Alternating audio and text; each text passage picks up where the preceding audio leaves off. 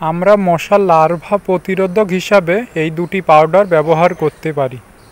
একটি হলো BTI 164 এবং অন্যটি হলো BTI অ্যাবেল। এই দুটি পাউডার নির্দিষ্ট পরিমাপে মেজারমেন্ট কাপে মেপে রাখা হয়েছে। এই পাউডার দুটি 10 লিটার জলে যে পরিমাপ অনুযায়ী নিতে হবে সেটি হলো BTI 164 10 লিটার জলের জন্য 250 গ্রাম এবং BTI অ্যাবেল 10 লিটার জলের জন্য 375 গ্রাম নিতে হবে। পাউডার দুটি আলাদা একটি পাত্রে ঢেলে নেওয়ার পরে এর প্যাকেজিংয়ের মুখটি অবশ্যই একটি প্লাস্টিকের দড়ি দিয়ে বেঁধে রাখতে হবে, তা না হলে প্যাকেটের ভেতরে হাওয়া ঢুকে পাউডারটিকে পেস্টে পরিণত করে দেবে। এর জন্য যখনই আমরা প্যাকেট থেকে পাউডারকে বের করব তার পরপরই প্যাকেটটির মুখটি অবশ্যই একটি দড়ি দিয়ে ভালোভাবে বেঁধে দেওয়া প্রয়োজন। এরপর মেপে নেওয়া পাউডারটি একটি আলাদা পাত্রে ঢেলে নেব, যে পাত্রে আগে থেকেই 1 লিটার জল ভরা ছিল, এবং এই 1 লিটার জলে পাউডারটি খুব ভালোভাবে আমরা মিশিয়ে নেব, যাতে এটি ভালোভাবে জলের সাথে মিশে পেস্টে পরিণত হয়।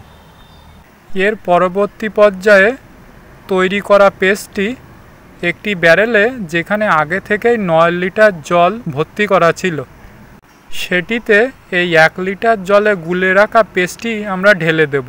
আরেকটি জিনিস যেটা আমাদের মনে রাখতে হবে সেটি হলো ব্যারেলে অবশ্যই যে সেকনিটা থাকে তার মধ্যে এটি ঢালতে হবে। এটি না ছেঁকে ডাইরেক্ট মেশিনের ভেতরে ঢেলে দেওয়া হয় তাহলে এটি মেশিনের পাইপকে জাম করে দিতে পারে। এর পরবর্তী পর্যায়ে মেশিনটা ভালোভাবে ঝাঁকিয়ে নিতে হবে যাতে পেস্টটি ভালোভাবে মিশ্রিত হয়।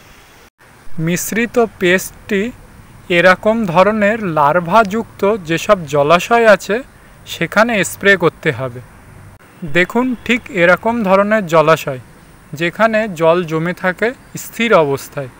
এটা আপনার কলের সামনের গর্ত হতে পারে বা আপনার আশেপাশে কোথাও এরকম ধরনের জল জমে থাকে, সেই সমস্ত জায়গায় এই মিশ্রিত পেস্টটি স্প্রে করে দিতে হবে।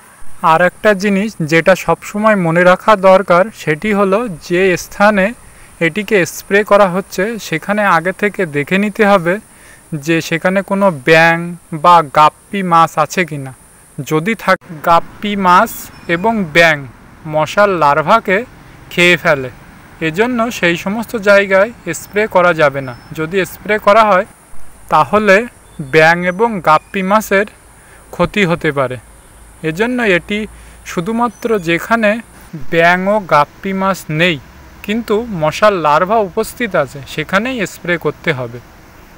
এই BTI পাউডারটি জলে স্প্রে করার ফলে এটি মশার লার্ভার খাদ্য হিসাবে পরিণত হয়।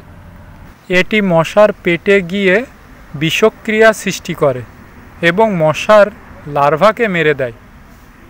আরেকটি জিনিস মনে রাখতে হবে সেটি হলো BTI পাউডারটি স্প্রে করার 15 দিন পরে আবার স্প্রে করা যেতে পারে।